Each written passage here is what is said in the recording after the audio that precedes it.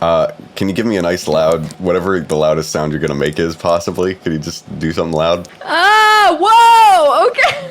Yeah. Do you know Fancy Lad? My friend lives in Abe Dubin's old room, so we were watching Fancy Lad video to have a fart and then stand up and put it right into my mic and fart into my mic. I've done that on Discord calls. I love it. It's like genre fluid. Hey everybody, welcome to episode 3 of the Genre Fluid podcast. I'm your Pizza Hut personal pansexual, N, here with my co-host, D. Say hello. Hi. And we have a special guest with us today. Hello.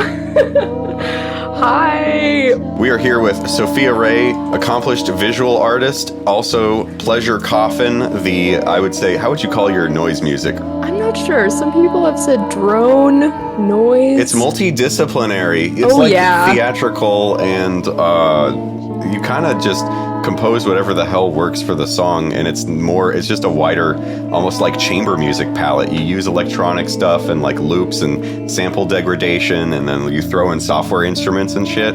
Sophia and I actually had a chance to share a stage before Great Scott closed, rest in peace. Rip. Yeah, so... Rip. That was a great night, and I think about that a lot, and I'm just really glad that we got to spend the night that way before everything kind of turned to whatever this is shit. Now. Yeah. I know. I have a new laptop now, and all my mixes don't sound like shit like they did that night too. So like, what are the odds that like now I can't use it live? You know. Whatever. Well, no one's going to remember that post-quarantine, and then you're going to come back with a vengeance, and everyone's going to be like, oh my god. Exactly. No, that's actually a really good point, because I feel like now, I mean, if I'm going to say anything good about this time period, it's like we can kind of spend more time honing in on our crafts that we necessarily like didn't have time for before, if that makes any sense. Yeah. Yeah. I actually picked up the guitar that I bought because I was so inspired by Rick McGuire from Pile, and now I'm actually practicing my chords and shit. Hey, there you go. Nice. So, what have y'all been listening to? Just throw out names. Oh, we're name dropping. Okay, let's see. Let's dig into the old library here, into the recently listened to. Unless, Sophia, you already have something. I do. I've been trying, so I'm kind of on both sides of the spectrum right now with what I'm listening to, and I'm going to start off with the happier stuff. Okay, let's start off on a good note.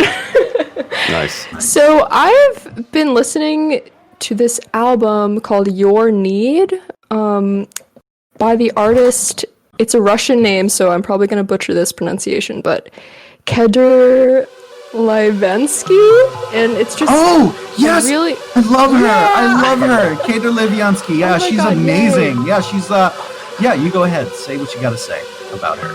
I just love this album. It just makes me feel like I'm in like a posh Russian club that doesn't exist. Is it January Sun you're talking about? I was talking about Your Need. That's what is that a new one she came out with? Yeah, 2019. Oh, so fairly shit. new, but... Oh, I see it now. Okay, yeah. Oh, yeah. I remember seeing the cover, the album cover for this. The first track on the album, and some would say the first is the best. All right. Nice.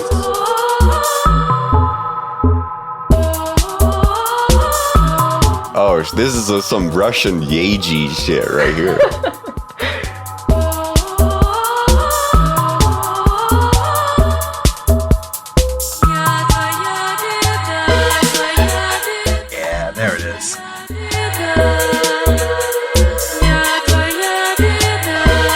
I'm getting like Purity Ring, ethereal-ish vocals.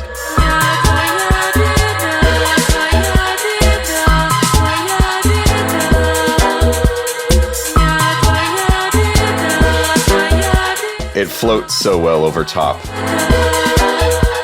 Yeah, it is really atmospheric. But then we get these like dub bass stabs and the bright synths, like those melody ostinato synths and shit that kind of sound like some 90s stadium techno stuff. Yeah.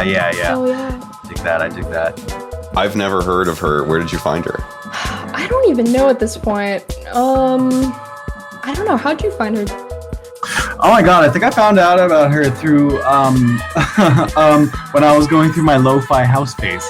Because January Sun, one of her, I would definitely have to say like the title track off of her 2016 album January Sun provides a good example of that like lo-fi, kind of warm, crackly, fuzzy, like almost kind of dissonant techno feel.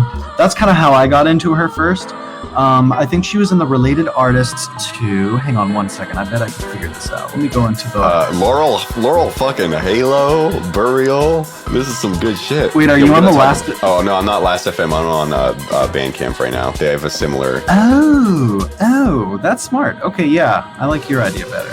Laurel Halo is eclectic as shit. Like she does house stuff and then also does migraine-inducing polytonal mishmash vocal recordings plus like noisy sample stuff. Nice. There's one record that's got a cover art that's just like a bunch of harikiri anime girls on over what looks like LSD paper. Oh, nice. Wow. Yeah, throw that on. Oh yeah, it's called Quarantine. Nice. Oh my god. Came out in 2012. How relevant.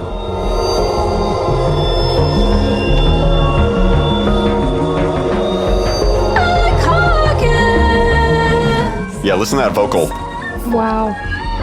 I mean, this takes after a lot of experimental pop that's getting pretty big now. Yeah. With a bunch of different facets. This kind of really challenging sound design.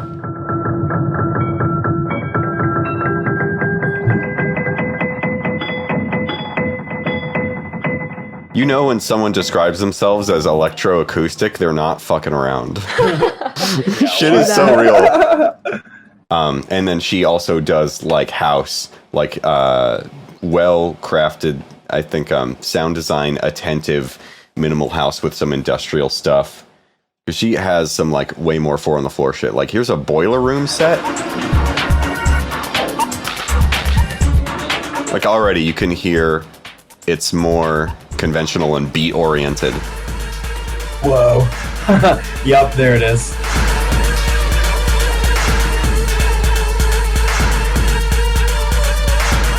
We've got Vogers.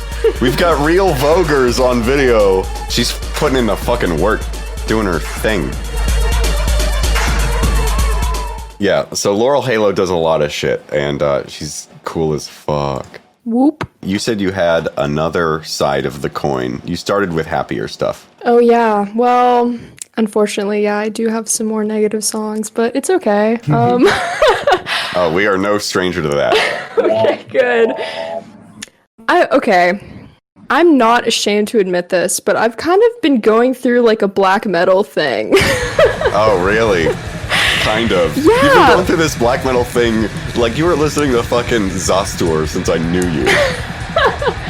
I know, but it's just amplified right now because of quarantine, I think. But also, I never really like researched it so much, like the history of it and kind of like the whole thing with Varg. Oh god. Oh yeah, So- we're gonna be like the 50 billionth podcast to talk No, about. I don't even want to talk about Varg, but I Fuck do 'em. want to say that since I have had more time to look at these things, I actually saw this really great movie. It was kind of like a documentary about black metal and... Oh yeah, it's Lords of Chaos. No! Absolutely not! I watched that movie with former bandmates, and they were all like, "Yo, I would bottom for Varg in this movie." Oh no! No, I actually refused to watch Lords of Chaos, but Yeah, it's not good. the movie I'm talking about is called Before the Light Takes Us. Yeah, the one about Dark Throne? Yes, exactly that. And Never seen it. it was such a great movie in general, such a great documentary, and a song that I found from it actually was not black metal at all. It was this really beautiful, sad... This was the type of song that makes you want to cry, but it also makes you like happy to be alive because you're hearing it. And this song is called The Ballad of Broken Birdie Record by Mum. And yes. Oh. I've never heard this song before or this band, and this music over this beautifully shot movie with all these sexy ass black metal guys. It was just the most beautiful thing I've ever seen. Yeah, Moon, they're from Iceland. Shouts out to my homeland.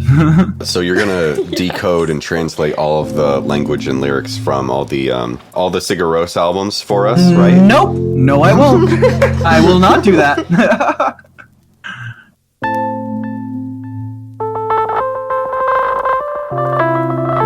Oh shit. Right?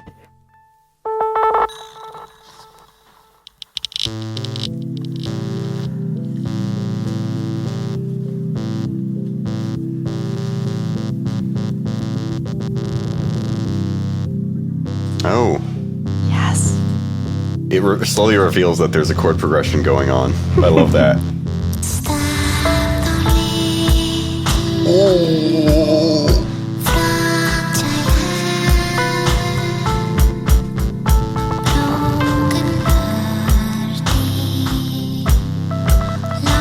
Yeah, this was one of those songs where you have to wait for the credits of the movie to see what the fuck this song is.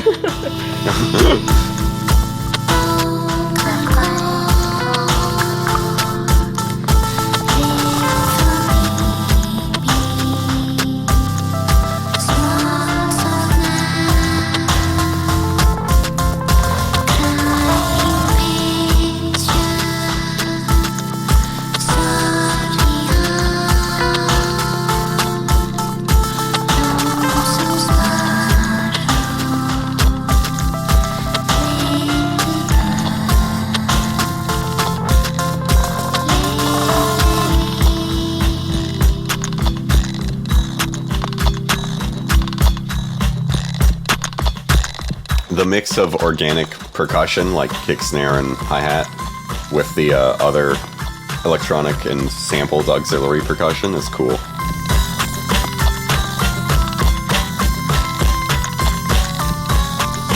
Oh shit.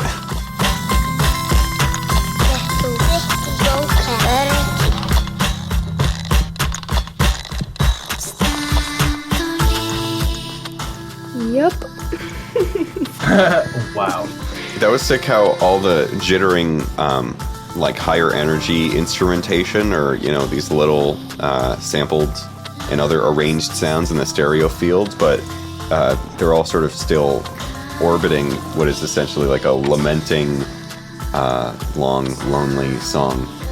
I love duality and juxtaposition like that.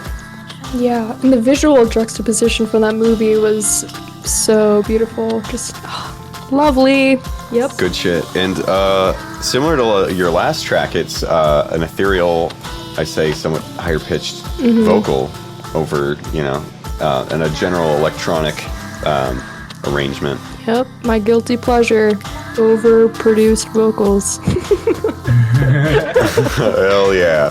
Hell yeah. I mean, there's a lot of people you could pin to that. I guess, I don't know why the first thing that comes to my mind is Purity Ring, but also there's a project that is a new side project of Christina Esfandiari, main vocalist of doom metal band King Woman and main songwriter of Nightcrawler, which is her like dark electronic and trap project, and also Miserable, which is her grunge and like dark rock project. She has so much stuff. She's so good, but she has a new thing called Sugar High. And it is sort of like a pop trap Purity Ring thing that she does with some other guy, Darcy Bayless.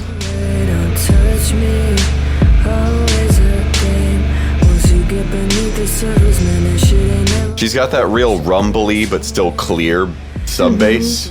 I don't know how to describe it. Ooh.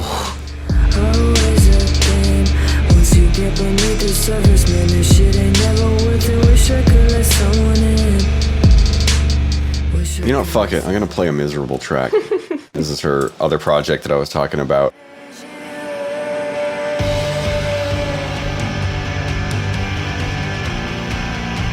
This has whole vibes. I was just thinking that. Thank you for saying that. This definitely has whole vibes.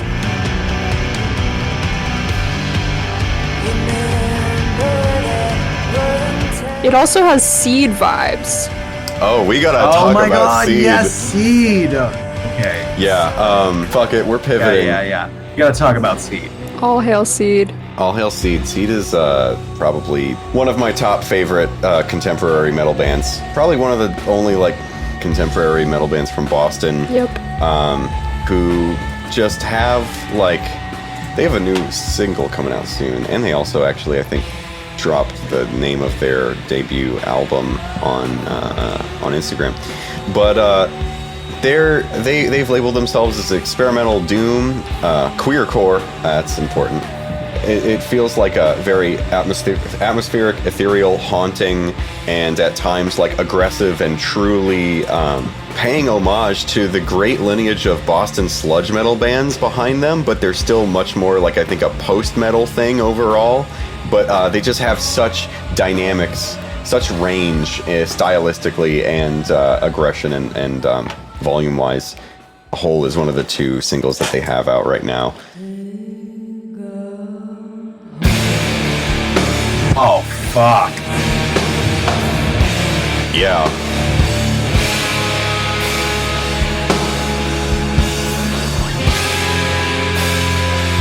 Operatic and sporadic and very emotive and oftentimes like creepy vocal performances all over the place from Lux, the front person. Whenever I've seen them live, my jaw is just dropped the whole time. Like, I can't catch my breath. They put on such a great show. It's unbelievable. They opened for, I have the poster in my room, they opened for doom metal band SEA, who were doing an album release with Worshipper, Glacier, and Seed opened, and it was, thankfully, the venue was significantly more packed than it usually would be for an opener in their rank in the show. And like every other band went up and did their usual shtick speech of, you know, giving props to all the other bands, and everyone was just like, yo, fucking give it up for Seed. That was wild. I love them for that.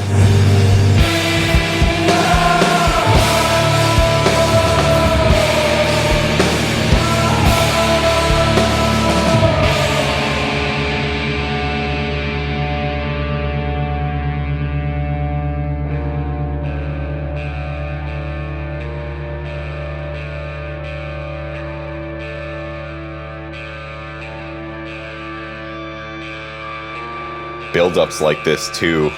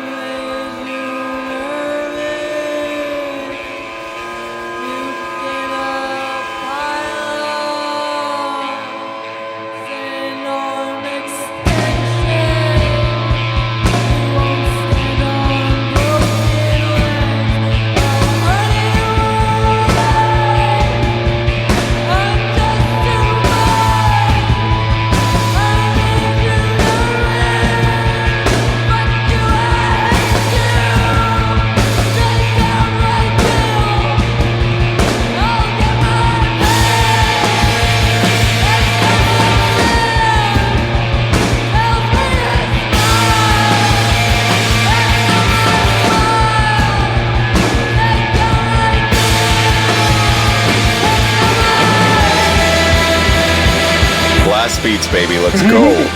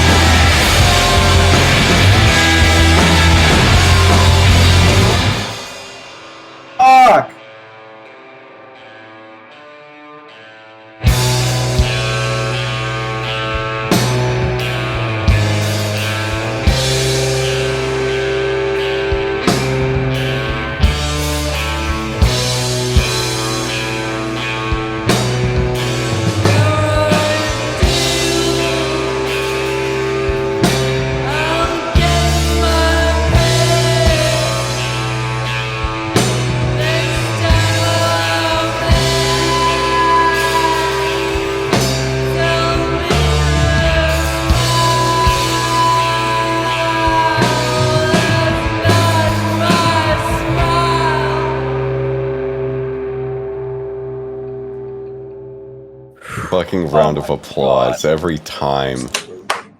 Very nice.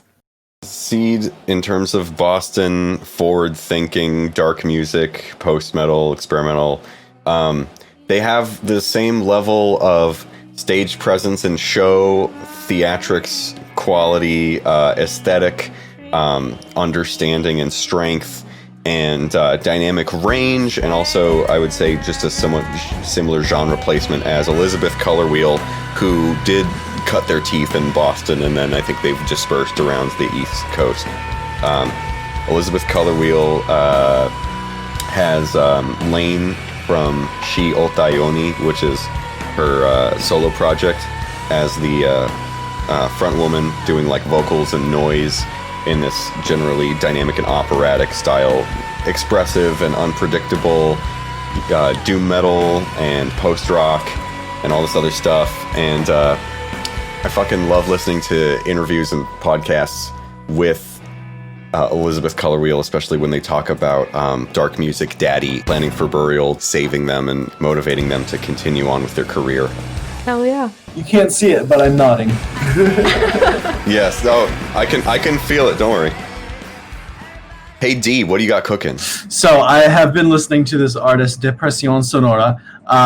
He is an artist that's like, I don't know, on the same realm as like maybe Black Marble, but like a little more lo-fi, a little more bedroom poppy. It's it's like this lo-fi bedroom pop goth music. I don't know. He has this one song called Ya no hay verano. It's really fucking good. Definitely recommend it to anyone who loves stuff like Black Marble, Cold Showers, even something like Elvis Presley, or like those lo-fi kids that love that kind of stuff too. I would definitely recommend this to them. Yeah, this song's pretty fun too, because it's basically a song about like staying inside all summer because of coronavirus. All right, let's play it. Oh fuck yeah! Okay, I misunderstood what kind of goth exactly. Jack Stauber New Order.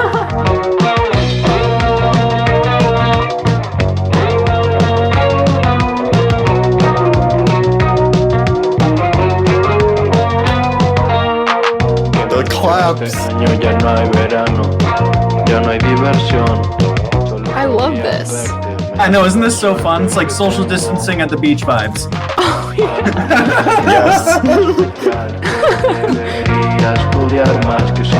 I love it because the drum machine feels so warm.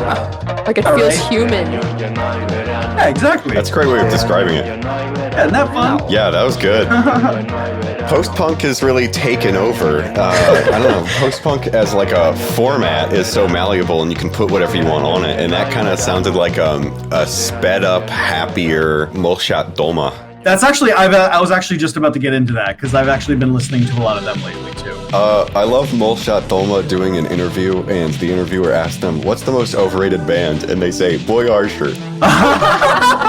Самая переоцененная музыкальная группа. Я боялся этого.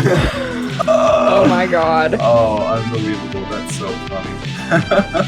What Molchat stuff did you want to dig into? Oh man, just like the album.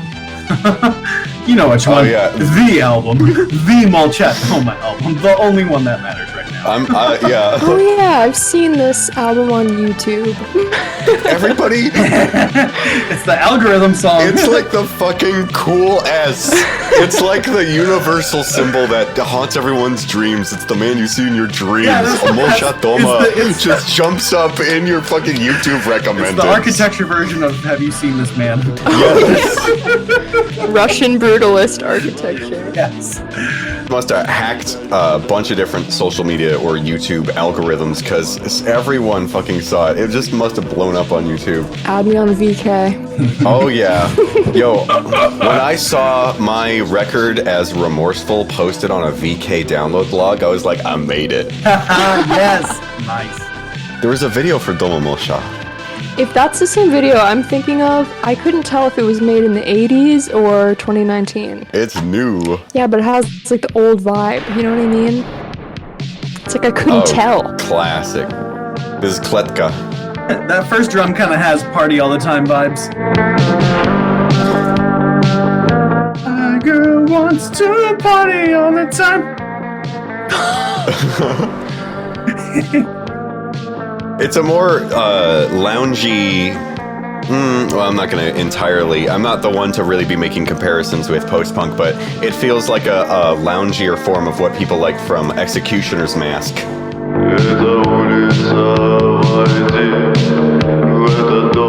Really low and lethargic vocals.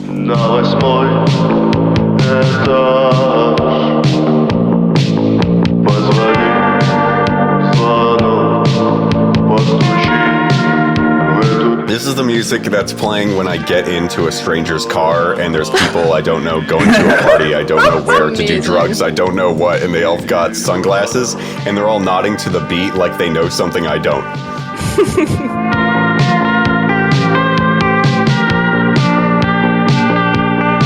Yeah, this song makes me want to smoke cigarettes, and I don't smoke. Yeah, I don't smoke either. This song makes me want to retake up smoking cigarettes.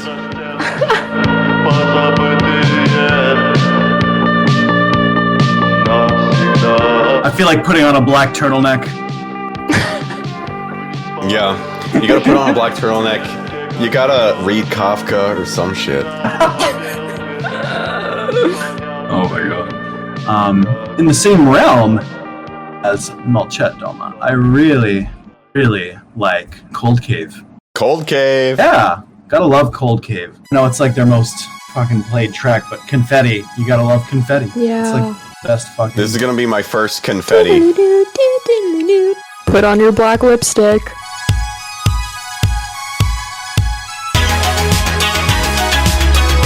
You really gotta admit, goth is a subset of pop, largely. Like, especially this track. Oh, yeah. Every post-punk guitar solo guitar tone has to be like... You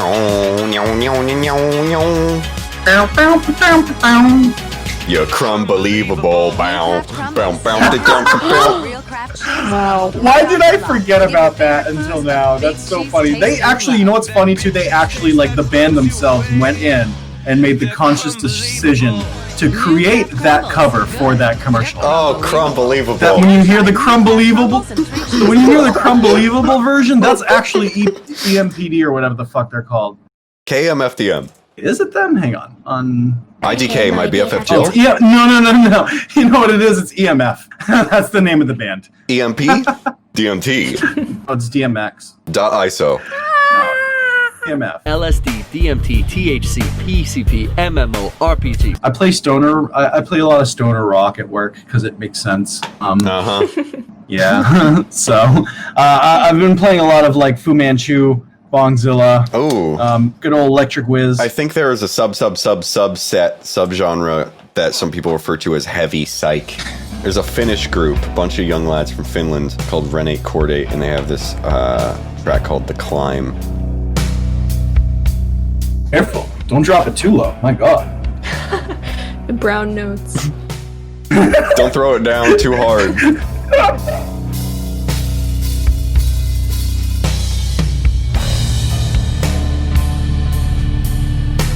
Real simmering, dusky, smoky. Feels like I'm smoking a clove in the swamp.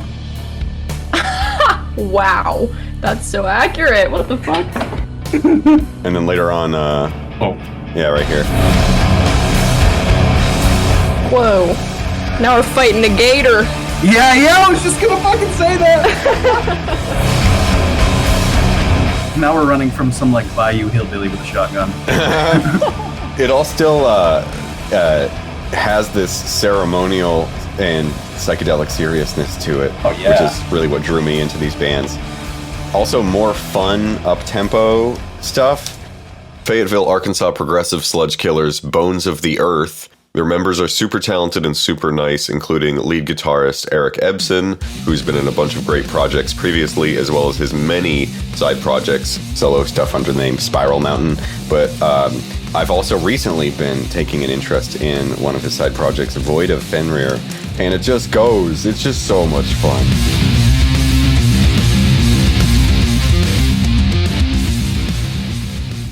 You want to get into some fucking cinematic, theoretical shit? Yeet. Yes, I do. Alright, I fucking love this soundtrack artist that a lot of people know or a lot of people should know because he's been prolific with video game and movie soundtracks, Disasterpeace. No, I am not talking about the Slipknot album. I was gonna say, yeah. Yeah, it's Peace, and you will know him by his impeccable web design, Bandcamp and otherwise. First of all, you know he paid when it's music.disasterpeace.com, not disasterpeace.bandcamp.com. He's got albums on albums on albums and is a great composer. He did the soundtrack for one of my favorite video games of all time, Hyper Light Drifter. First off, I just want to get you acquainted with like the really dynamic and inquisitive and emotive fucking chiptune-y digital orchestra shit that he just pulls right out of his ass, and it just is magic. Oh yeah, you showed me this. I love this.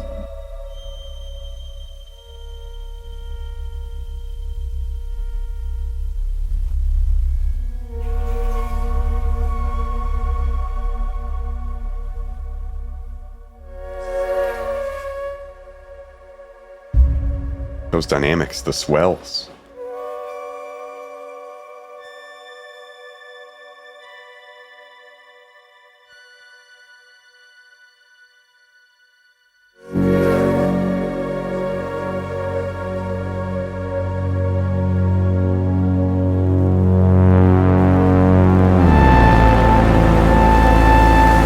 Whoa.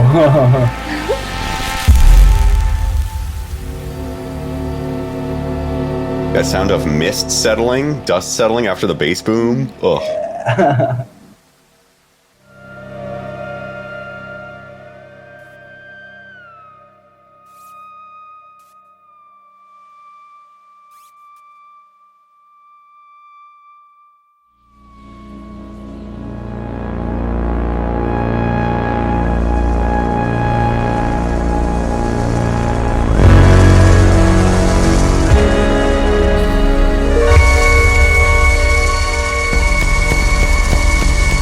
Yeah, really gorgeous and inquisitive and foreboding and exploratory stuff. Like, each individual chord really feels like either a question or an answer or a part of an overall statement or conversation within the song.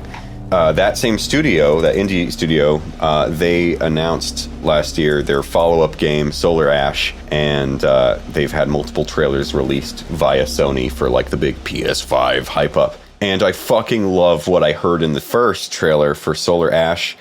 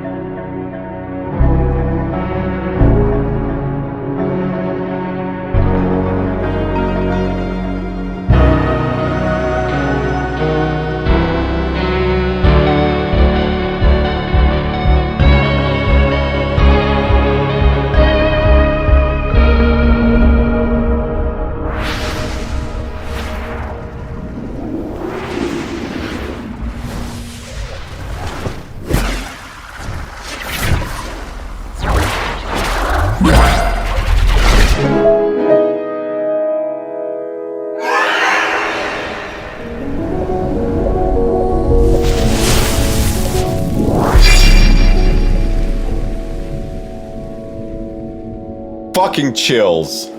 Let's fucking go. Great.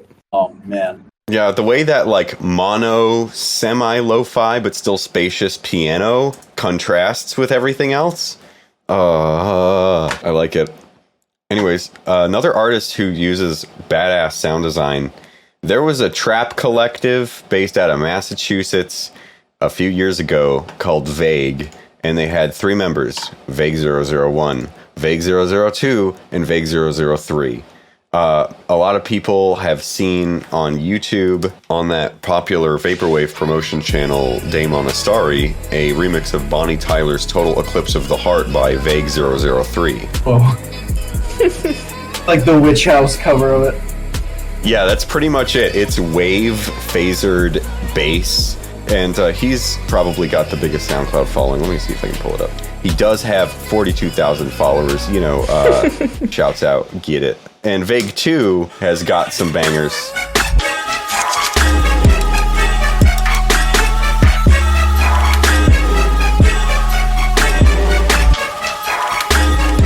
Yeah, it's hard beats, heavy vibes.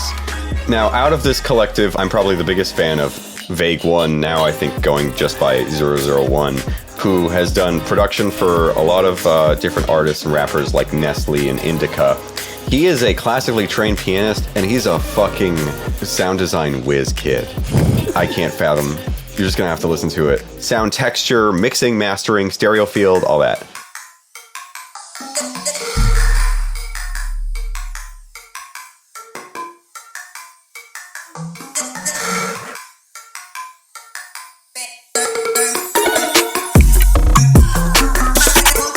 Wow. Ugh. Yeah, this slaps. Hard as fuck.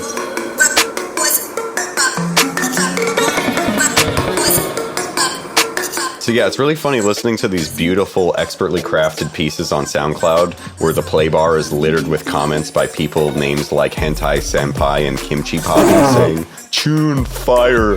Vague 1 also produces, as I said, for a bunch of artists. So like Indica is this low-key, chill, like pop trap rapper, and he dials his sound back to be able to support the rapper, but then also still keeps in a lot of the really tricky textural design.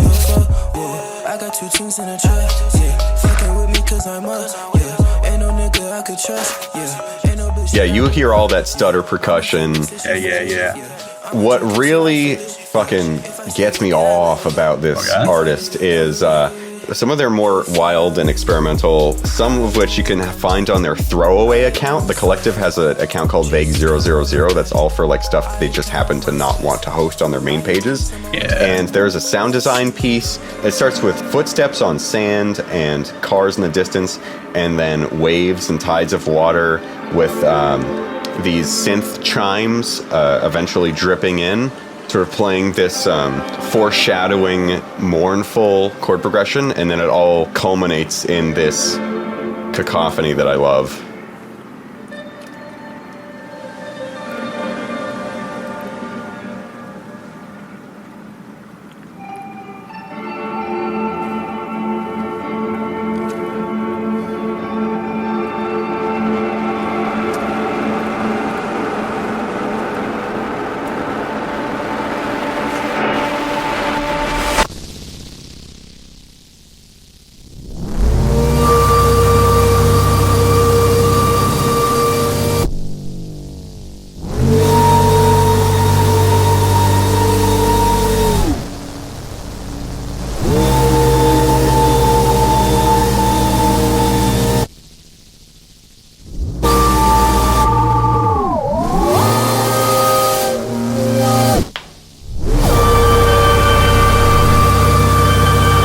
Love this. Those sustained, reverbed chorus vocals dripping over all those hills, peaks, and valleys. I feel like I'm playing an organ at a trap house. Yeah.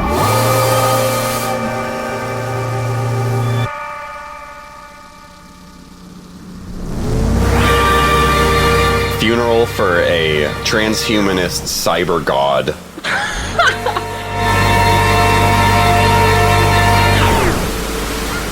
This white noise that merges with the high-pitch elements of like the chord synth mix into the sounds of waves that bring it back to the water trope with the water sound design that we heard from the beginning.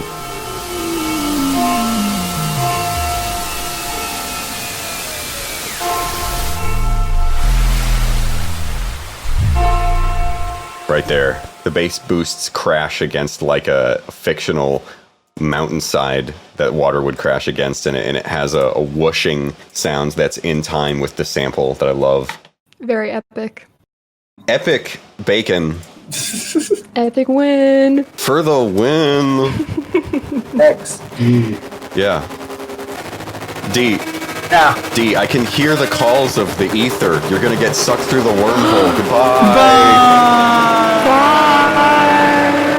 Whoa. Where'd they go? I don't know. D is gone. Anyways, looks like D is gonna miss out on this Aymara Amerindian Bolivian indigenous post-club turned songwriter artist. But I'll fill them in later. Okay. Just like what I'd previously mentioned, this is something I learned about from my favorite podcast that I will never stop talking about, Gaming Cult Podcast. The artist Alicia Crampton, who defies description. Do some quick Googling here. Do a quick... Alicia Chiquimia Paula Crampton is an Amerindian Aymara electronic musician, producer, poet, and composer. Her work touches upon themes of Aymara survival and Latinx culture, LGBT, Aymara femme heritage, science fiction, references to Christian faith and ontology, and frequent utilizations of samples and arrangements from varying sources. The songs almost feel like sensory dark rides. Usually the songs have a strong sonic aesthetic that ties into a theme that often relates to her strong background and inspiration. So this is an older track called Children of Hell. Ooh. Yeah, it's like chaotic.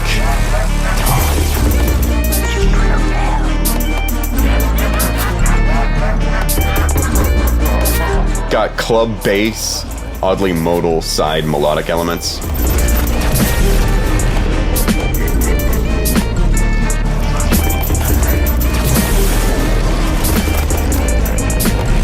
Sporadic rhythm, so much sampling going on, but it bounces and it also strikes fear into my heart in a really awesome way. She collaborates with a lot of other artists who are great that I never knew, including Chino Amobi. She recently came out with a record this year that has 2010 in the title, so don't worry, it's not released in 2010, this is new. Orkorara 2010. It's on Spotify as well as some of her older works. Her stuff is spread around Bandcamp, either aliciacrampton.bandcamp.com or chikwamamani-kondori Bandcamp for more like chamber music songwriting stuff that's really interesting.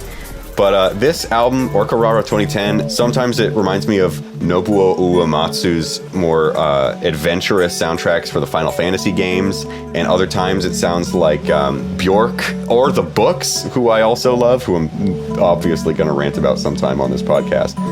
There are two tracks that really struck me texturally. They still use the same like depth of application for sampling, but it's just... I guess much more ceremonial feeling in the arrangement. Here, this is like very peaceful. This is track 4, Grove, featuring Embassy on vocals. Maybe in the wheel of all I can. Maybe it's a place with the command of a big fish. This is very different from the first song you played of theirs. Oh, absolutely. It feels like I'm walking through a very dense field that slowly turns into like 40 different kinds of tundras from around the world. But it's like I'm on Molly and I've become one with the earth somehow at the same time. Ugh. Wish that were me. It's like I'm rolling while I'm rolling in the field. Getting grass stains. Oh yeah, and this fucking synth. This really transparent and breathy sound.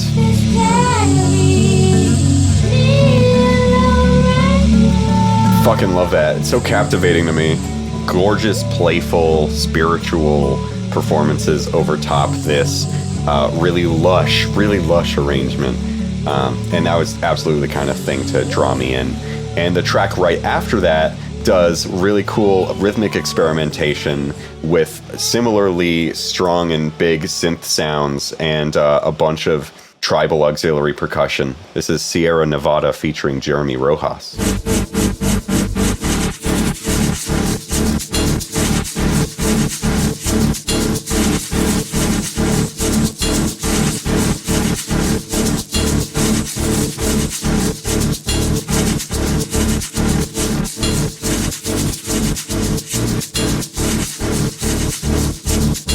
This kind of sounds like when you open your car windows when you're driving down the highway.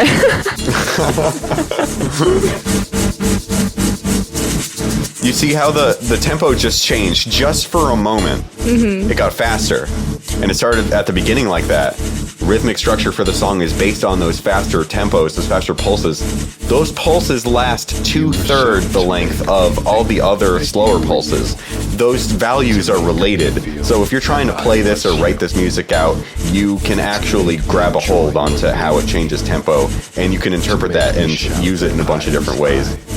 And then putting the spoken word over it was surprising and awesome to me. Where I am animal of the depth of air. And this rolls right into Homeless Kata. I don't know if I'm saying that correctly. And similar to Alicia's other Bandcamp, chiquiamamani-kondori.bandcamp.com, it's got sparse, strong, bright piano chords and like dyads that really set the stage for this winding tonal adventure.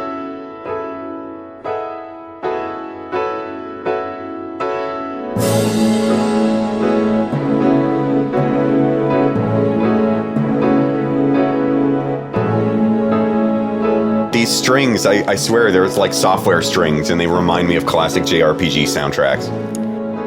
Yeah, that's interesting that you say that, because this part of the song and the first song you played, the first song had this element too, right? Yeah. This kind of like software orchestra. Mm-hmm. That really reminds me of the artist Swan Meat. Oh, I'm looking this shit up. Awesome. Yeah, they DJ, but they also have some original songs that are really interesting, and they take a lot of samples from like roleplay game soundtracks. Yeah, S Swan Meat, so 2 S's, swanmeat.bandcamp. From Cologne, Germany. I don't know if that's how you pronounce it. It's spelled like Cologne. And also this cover art looks like some fucking fan remake cover art for Kanye West The Graduation. It's like a cute little chibi 3D tanuki inside a fucking giant exoskeleton mech suit.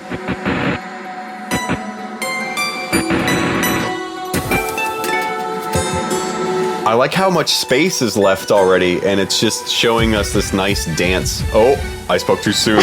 Damn.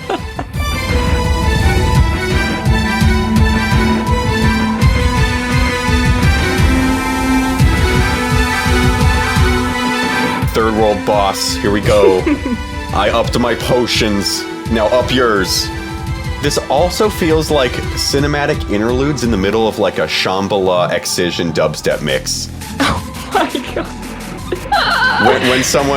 When someone's about to drop a fucking banger at EDC or something. Yeah. Yeah. What's that electronic festival that has Tomorrowland, giant fucking stages? Mm-hmm. Sometimes I just look at and marvel the stages for Tomorrowland Festival. Damn, I can't wait for Tomorrowland 2020.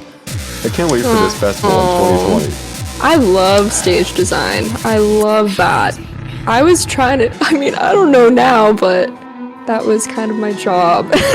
Now I'm like, ooh. I would love to go to a big festival like that. I haven't been to one quite as big as that. I've been to like a warehouse rave, but nothing like huge outdoor festival. Oh, you're our #1 rave correspondent. Okay. You've got your finger on the pulse. I didn't fucking know there was a bustling underground in IMVU. Oh yeah. Oh my God, yeah. My friend Jane started that before freaking COVID or anything, and she actually got to work with IMVU on like a virtual festival. It's really awesome. I swear I saw the poster. What was the name for it? Spirit World? Yeah, Spirit World. That was the most recent one. I'm just really proud of her because it's like she kind of called it with this whole online concert thing. Yeah, it was her and a few other people, but it's just really epic. That was shit with awesome sauce. Yeah! But like, oh my God, in January of 2020, like, that was the first time I went to like an IMVU rave, and I was like, wow, this is so cool. I can't believe I can like hang out with these people online, and I'm sitting in a house. This is awesome. I'm at a rave, and I was like, holy fuck. They got Cakes Tequila, Deli Girls, Pussy Riot, yeah. Evis Tumor. This shit is wild. It was and cool. legit. It was a legit thing, and it was really awesome. Now, can you play IMVU in VR? I'm not a VR person yet. I don't. Anything's possible, but I don't know. Have you played VR chat?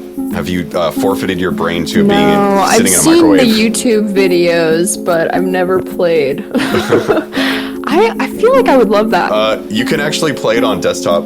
Oh, really? You can play it on desktop. Yeah. It is, if you are willing to be a dumbass in a virtual space, it is worth it. But I swear, I've logged on to multiple public servers, and there is someone DJing commonly. Like, most people hang around private servers where everyone, like, shares really weird costumes and stuff, or, like, does role-playing in cyber and ERP, you know, wanking their little giblets. But, like, yeah, it's common for people to be DJing, or at the very least telling stories in VR chat, which is fun that exists. Yeah, on Second Life, too. Oh, well. And Club Penguin and Animal Crossing. Like, everybody's doing it now, and that's why I'm, like, really just amazed by my friend Jane, who was kind of, like, the pioneer of it. I don't know. It's really cool. But now it's like, I have no choice now. Like, I can't go out. I have to freaking look at my screen. Aw, it's sad. Second Life is Club Penguin for boomers. Oh my god. Second Life is, let me think about that statement. That's actually really true. Have you not seen, like, actual Second Life videos? Like, Griffin McElroy walks into a server, him and his brother, and they just say, "What's up? Where's the pizza?" And then people who are, like, you know, young, hot avatars, but they sound like 40 to 50-year-old people are like, "You can please not do any of your roughhousing, horsing. I don't want any of this scat talk coming out of you, or we will ban you in this server. I work a 45-hour work week. I don't need to hear any of your horse piss." I believe it. I haven't been on there for very long, but that is definitely the vibe I got from that platform. Just weird. I don't know. The world is crazy. The world is yours. It's mine, it's mine, it's mine. Whose world is this? Oh yeah, the classic.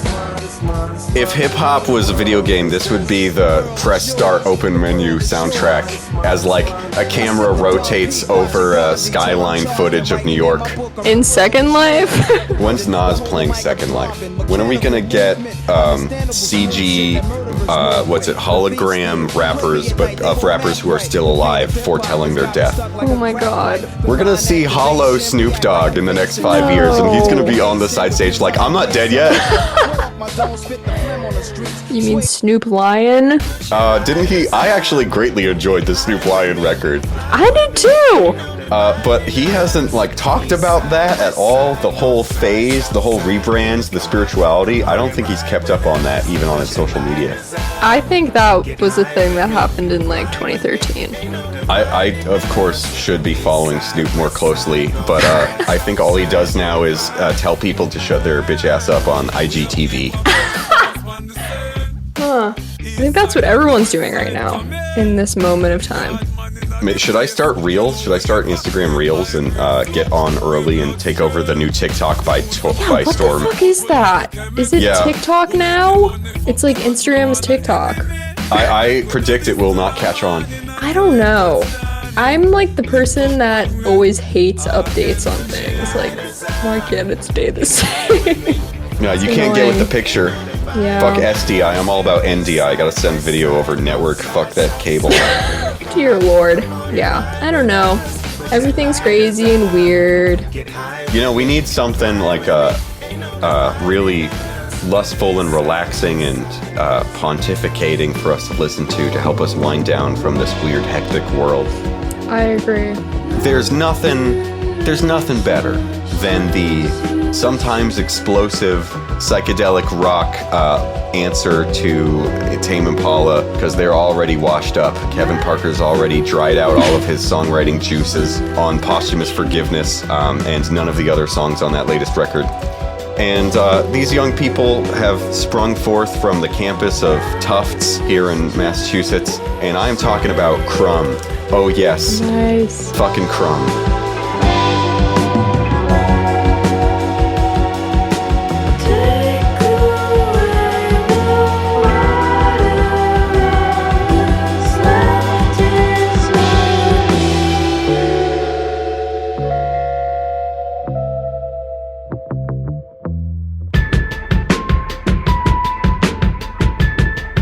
I love these siren sounds, almost like a scanner. This is such a well-made video. I love this video. I fucking love music videos. I've been watching a lot of music videos lately with my time I have, this bountiful amount of time. Crumb have 2 EPs and their album Jinx, that was one of the singles from Jinx called Nina. I fell in love with them immediately when my friend from school showed me them, because they have like indie rock, you know, the kind of bands that would be popular playing a basement in New England. And then they also have this Steely Dan-esque hip-hop influenced modern jam jazz of Bad Bad Not Good. And they have that sultry psychedelia of Tame Impala that I just discussed. But then also there's like, they can be playing something that's soft and sweet, but it really has a dark undercurrent. Like, I can't get the thought out of my head that something's wrong, but I don't know what it is. But there's a mistress dangling a golden chalice in front of me, so I might as well be hypnotized anyway.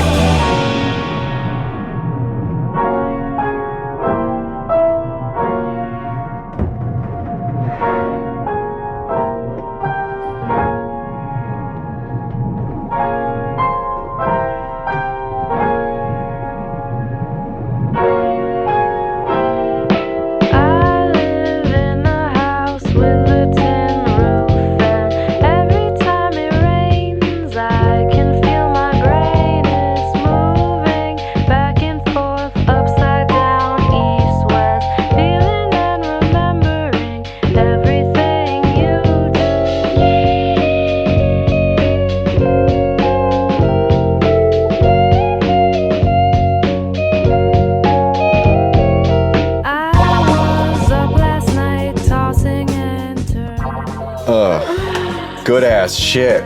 Yeah, their music reminds me of having a bad trip on mushrooms. Well, but they're talented.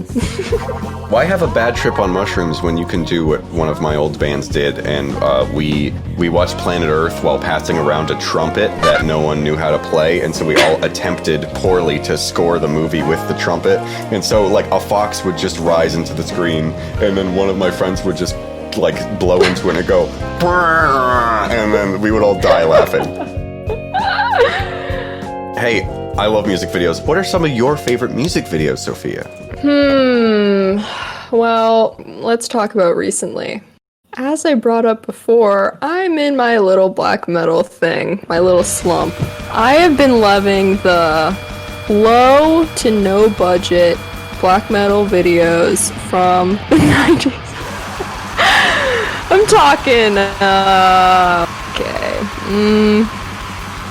or just any black metal video because they're so goofy. I just love them. I love the Facebook group Making Black Metal Dudes type paragraphs, because it is just screenshots of the head up your own ass ideological fantasy land of fascism and chauvinism and all these toxic pieces of shit thing that these white boys do. And thank God the genre is being taken forward by anti-fascist artists like Dawn Raid and hold on, I'm gonna look up.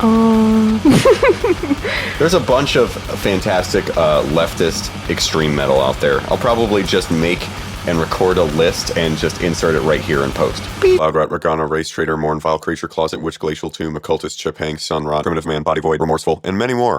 Alright, we're back. Yay, I'm excited to listen to that list. Boy, there's a lot of fuckheads that are in the black metal scene, and I was actually attempting to listen to a podcast the other day to any metal podcast. I was just trying to find something new to listen to, and I tried 3 or 4 out, and I just couldn't continue to listen to them because they were just those typical dude bros. Yeah, dudes, and not in a good way. You seen that meme that's 3 bearded husky dudes sitting at a bar and they're like, haha, high on fire. Yeah, Baroness, haha, mess it off. Oh my god, no. Yeah. The best metal related podcast, it's a bit more rock and roll related. There's a journalist out there who has worked for a number of publications. Kat Jones. She just recently, towards the beginning of quarantine, started a romance and slice of life podcast with people like the main guy from Monster Magnet, Mismark, the Black and Doom artist, Emma Ruth Rundle, the dark rock artist, and her husband Jay Jail. one of the members of Conjurer, who are like a UK progressive sludge metal group.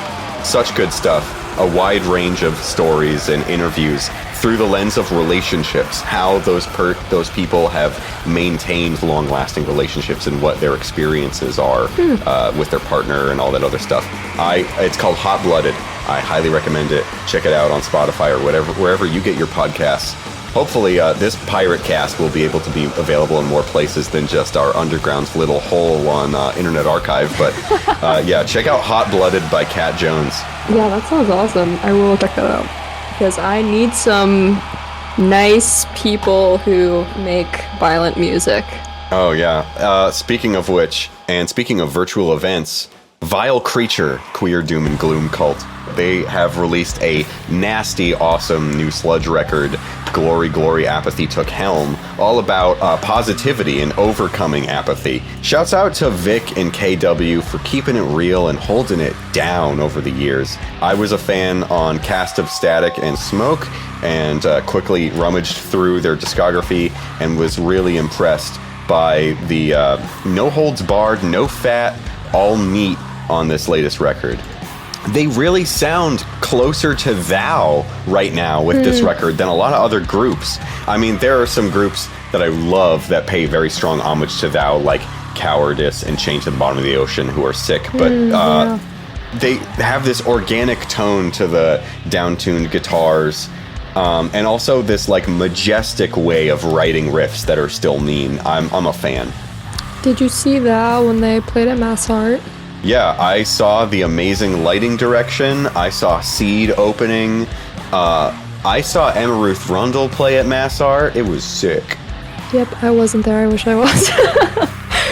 Oh, you missed the fuck out. I know. As I was kind of like thinking of things to say for this podcast, I was thinking about how we met. Oh yeah, hey, speaking of black metal, we should bring this up. That's so funny. It is really funny. So yeah, can I say...